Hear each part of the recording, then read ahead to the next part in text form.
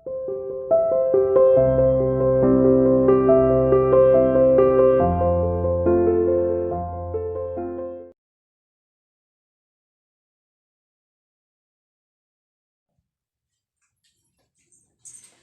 morning students, welcome to CR International School online classes. How are you? I hope you all are fit and fine at your home. Now we will start our Hindi work. Open your Hindi reader book and notebook. देखिए बच्चों, मैंने आपको कल की video में नीति के दोहे, जो मैंने दोहे पढ़ाए थे वो पूरे हो चुके थे। ठीक है, हमारा चैप्टर पूरा हो चुका था। आज हम उसके क्वेश्चन आंसर करेंगे। ठीक है, तो मैं एक बार पढ़ के आपको बता देती हूँ किस तरह से आपको लिखने हैं, करने हैं, और एक बार इन्हें समझ लीजिए। देखिए फर्स्ट क्वेश्चन है, हमें सबसे पहले गुरु को प्रणाम क्यों करना चाहिए? बताइए, हमें सबसे पहले गुरु को प्रणाम क्यों करना चाहिए? बताइए।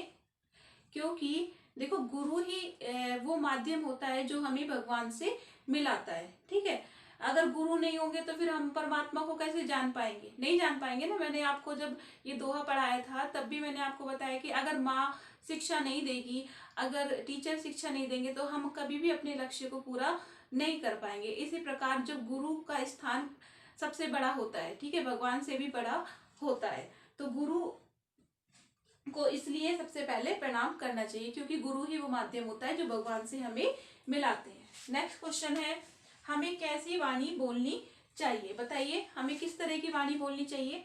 हमें हमेशा मीठी वाणी बोलनी चाहिए। क्यों बोलनी चाहिए मीठी वाणी? क्योंकि इससे ही हमारा व्यवहार हमें पता चलता है, दूसरों को पता चलता है। अगर हम किसी से अच्छा नहीं बोलेंगे, गंदा बोलेंगे, तो हमारे पास में भी क्या वो अच्छे से बात करेगा? हमसे नहीं कर पाए, नहीं करेगा ना। तो हमें किस तरह के व्यवहार करना चाहिए, किस तरह की वाणी बोलनी चाहिए जो दूसरों को भी खुशी दे और अपने आप को भी खुशी दे। हमें इस तरह की वाणी बोलनी चाहिए। नेक्स्ट क्वेश्चन है, कल के काम को आज ही करने की सलाह कवि ने क्यों दी है? बताओ, कल के काम को आज ही करने की सलाह क्यों दी है? क्योंकि देखो, समय का हमें नहीं पता कि कल कब क्या हो जाए, कल क्या हो जाए या कब क्या हो जाए। एक पल का भी हमें नहीं पता कि आने वाले पल में क्या हो जाएगा। इसलिए अपने जो भी जरूरी काम हैं उन्हें हमें आज ही निपटा लेने चाहिए। नेक्स्ट क्वेश्चन है, विद्या के संबंध में कवि का विचार क्या विचार है? ठीक है, विद्या के संबंध में कवि का क्या विचार है? बताइए, विद्या के संबंध में कवि का क्या विचार है?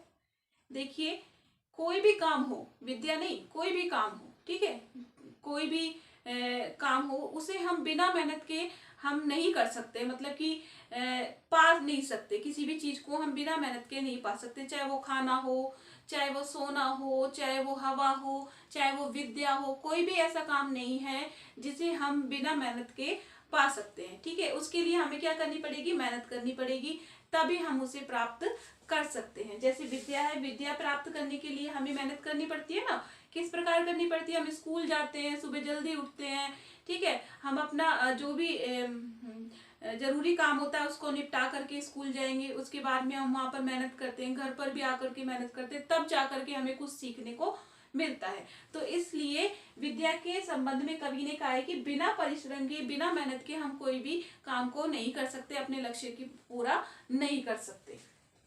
नेक्स्ट क्वेश्चन है, लोग क्या देखकर किसी का सम्मान करते हैं? बताओ, क्या देख करके सम्मान करते हैं?